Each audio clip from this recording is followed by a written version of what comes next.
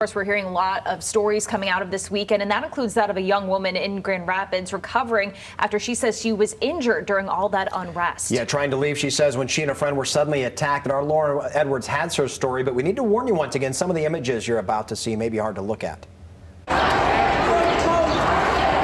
I truly don't think it had anything to do with the protest, what happened to my friend and I. 21-year-old Bailey Majeski grateful to be home after attending the protest and rally Saturday night in Grand Rapids.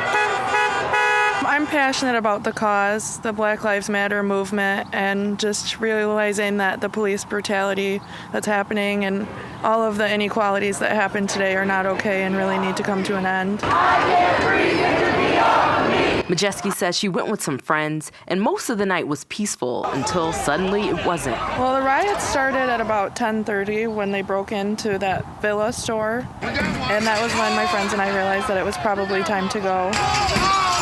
So they walked back to their cars, which was a few blocks away when they ran into some rioters. And they started smashing in cars that were outside of the courthouse. There was a lot of rioting, just cars parked in the street were getting smashed.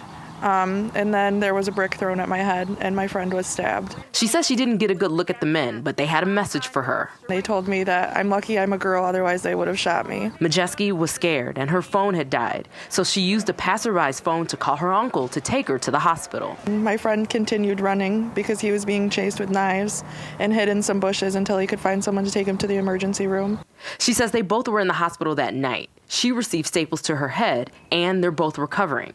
Now she's encouraging others to remain positive and safe. If you notice that there are riots breaking out, it may be time to go home and support from a distance. In Grand Rapids, Lauren Edwards, Fox 17 News. Majeski says she did call the police, but her uncle came and got her before officers could get to her, so she ended up not actually filing a police report. She says her friend was released from the hospital today. She's expected to get those staples removed in about 10 days. We certainly wish her the best. Yeah, we do. More